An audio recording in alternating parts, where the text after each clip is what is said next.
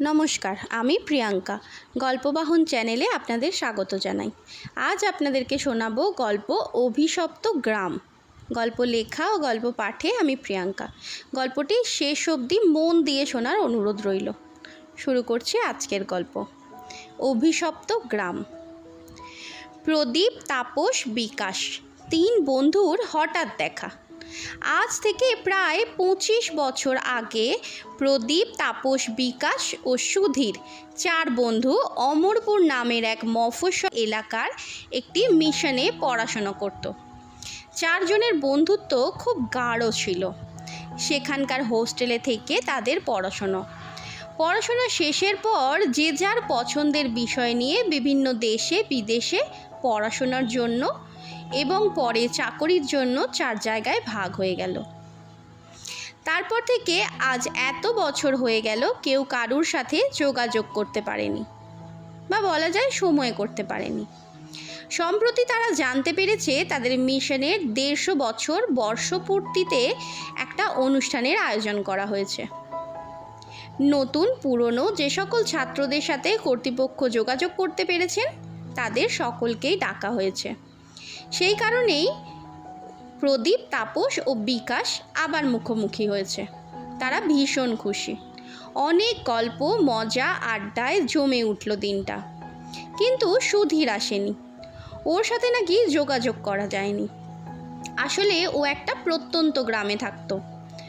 হয়তো যোগাযোগ ব্যবস্থা তেমন সুবিধাজনক নয়। ওরা তিনজনে মিশনে পড়াকালীন একবার গিয়েছিল সুধীরের বাড়ি। গ্রামটা বেশ সুন্দর, কিন্তু খুব একটা উন্নত নয়। ওরা তিনজনে ঠিক করলো সুধীরের গ্রামে যাবে।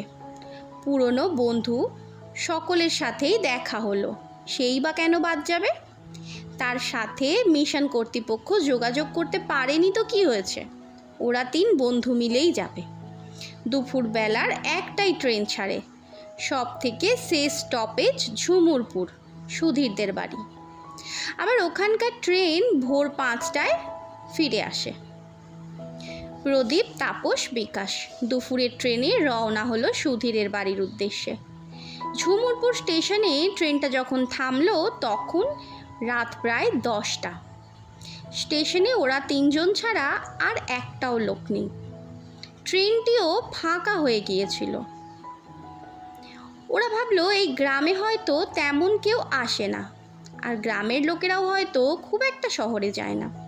যাই হোক, প্ল্যাটফর্মটা ভীষণ অন্ধকার হওয়ায় ওরা তিনজনে ফোনের আলো জ্বেলে টিকিট কাউন্টারের দিকে এগিয়ে গেল। কিন্তু আশ্চর্য ব্যাপার, টিকিট কাউন্টারটা একেবারে খালি।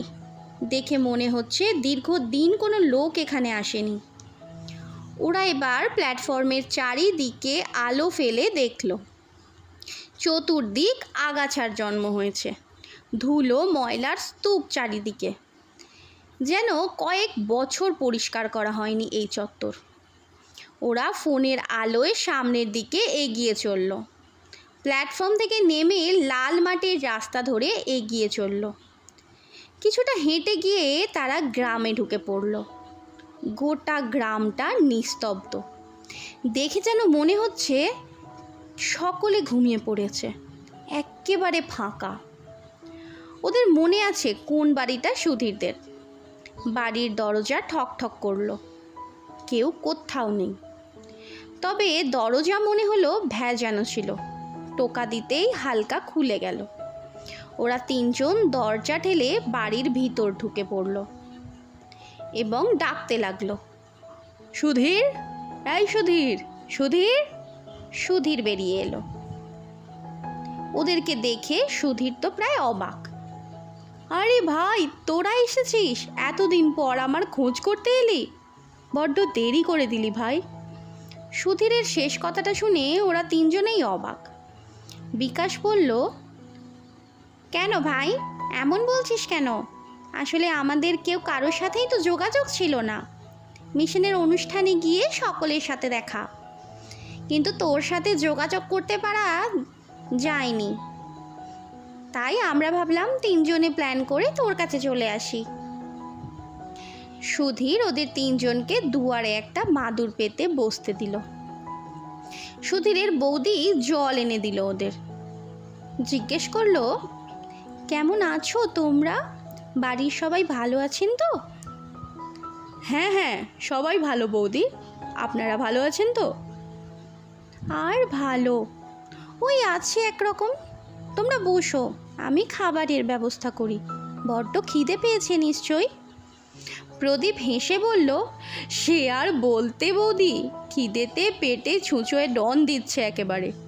তাপস বলল, বৌদি, আপনার হাতের সেই পেঁয়াজের বড়াটা কিন্তু করবেন, দারুণ স্বাদ। বৌদি হেসে বলল, বাবা, মনে আছে তোমাদের এখনো? সে তো কোন যুগের কথা, তোমরাও তখন বেশ ছোট ছিলে। তাপস বলল, হ্যাঁ হ্যাঁ বৌদি, সব মনে আছে। আর এই গ্রামে পা দিতেই যেন সব মনে পড়ে যাচ্ছে একে একে। আমরা ভাবছিলাম আপনারা হয়তো আমাদের চিনতেই পারবেন না, কিন্তু আমরা ভুল ভাবছিলাম। কিছুক্ষণ পর ভাতের থালা হাতে সুধীরের মা এলেন। ভাতের থালা রাখতে রাখতে জিজ্ঞাসা করলেন, কেমন আছো বাবা তোমরা? ওরা তিনজন এগিয়ে গিয়ে প্রণাম করতে গেল, কিন্তু সুধীরের মা ওদের থামিয়ে দিলেন এবং বললেন, বাবা, তোমরা আগে খেয়ে নাও, পরে প্রণাম করো, কেমন? কিন্তু উনি বাধা দেওয়ায় তার আগেই তাপস আর বিকাশ ভাতের থালার সামনে চলে গিয়েছিল, কিন্তু প্রদীপ ততক্ষণে প্রণামের জন্য ঝুঁকে ওনার পায়ে হাত দিয়েই ছিটকে দুপা পিছিয়ে গেল। কি দেখলো সে? কাউকে কিচ্ছু বলল না, চুপ করে ভাতের থালায় মুখ গুজে ভাত খেতে লাগলো। বিকাশ বলল, আরে কি হলো রে, কিছু বলছিস না কেন? না না, কিছু না কিছু না। বিকাশ বলল, আচ্ছা দাঁড়া, আমি একটু বাথরুম থেকে আসি। সুধীর আঙুল দিয়ে উঠোনের বাম দিকে ইঙ্গিত করলো। বিকাশ বাথরুম থেকে বেরিয়ে এই বাথরুমের উল্টো দিকে রান্নাঘরের দিকে তাকিয়ে দেখলো সুধীরের বৌদি উল্টো দিকে মুখ ঘুরিয়ে উনুনে বড়া ভাজছে। বড়া ভাজতে দেখে বিকাশ সেদিকে এগিয়ে গেল। গিয়ে সে বৌদিকে দেখে একটা উনুন দাউ দাউ করে জ্বলছে বৌদির সামনে। কড়ার তেলে পেঁয়াজি ভাজা হচ্ছে, আর বৌদি তার দুটো পা উনুনের মধ্যে ঢুকিয়ে রেখেছে। ভয়ে বিকাশের হাড় হিম হয়ে গেল। সে এক দৌড়ে প্রদীপ আর তাপসের কাছে যেতে যাবে, থমকে দাঁড়ালো। সেখানে গিয়ে দেখে সুধীরের মা দুয়ারে বসে দুয়ার থেকে লম্বা হাত বাড়িয়ে উঠোনের পাতিলেবু গাছটা থেকে পাতিলেবু পাড়ছেন। সেটা দেখে প্রদীপ, বিকাশ, তাপস ওরে বাবা রে বলে হুড়মুড়িয়ে দুয়ার থেকে এক লাফে উঠোনে নেমে সদর দরজা দিয়ে বেরিয়ে ঊর্ধ্বশ্বাসে দৌড়তে লাগলো। স্টেশনে এসে যে পথ দিয়ে ট্রেনটা এসেছিল সেই রেল লাইন ধরে পুনরায় দৌড়তে লাগলো। দৌড়তে দৌড়তে একটা ক্ষীণ আলো তাদের চোখে পড়ল। প্রচণ্ড হাঁপিয়ে গেছে ওরা, মনে হচ্ছে যেন এক্ষুনি দম বন্ধ হয়ে যাবে। হৃৎপিণ্ডটা জোরে জোরে শব্দ করছে। কিছুক্ষণ দাঁড়িয়ে নিঃশ্বাস নিল জোরে জোরে। তারপর তিনজনে একে অপরের মুখ তাকাতাকি করলো, কিন্তু ওরা কেউ কোনো কথা বলার অবস্থায় ছিল না। তারপর আস্তে আস্তে ওই ক্ষীণ আলোর সূত্র ধরে এগিয়ে চলল। কারো মুখে কোনো কথা নেই। হেঁটে হেঁটে ওরা শিউলিপুর স্টেশন পৌঁছে গেল। সেখানকার স্টেশন মাস্টারের কাছে জানতে পারল প্রায় 5 থেকে 7 বছর আগে ঝুমুরপুর গ্রামে একটা মহামারী হয়েছিল। সারা গ্রামটা এই মহামারীতে আক্রান্ত হয়েছিল, একটা মানুষও বাঁচেনি। পুরো গ্রামে মড়ক লেগে গ্রামটা নিঃস্ব হয়ে গেছিল।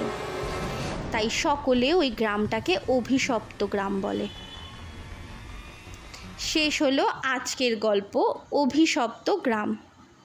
গল্পটি কেমন লাগলো প্লিজ কমেন্ট বক্সে একটা কমেন্ট করবেন, আর আমার গল্পটি ভালো লেগে থাকলে আমার চ্যানেলটিকে সাবস্ক্রাইব করে দেবেন এবং পাশে থাকা বেল আইকনটি প্রেস করে দেবেন। দেখা হচ্ছে পরবর্তী গল্পে। ততদিন ভালো থাকবেন, সুস্থ থাকবেন। নমস্কার। নমস্কার।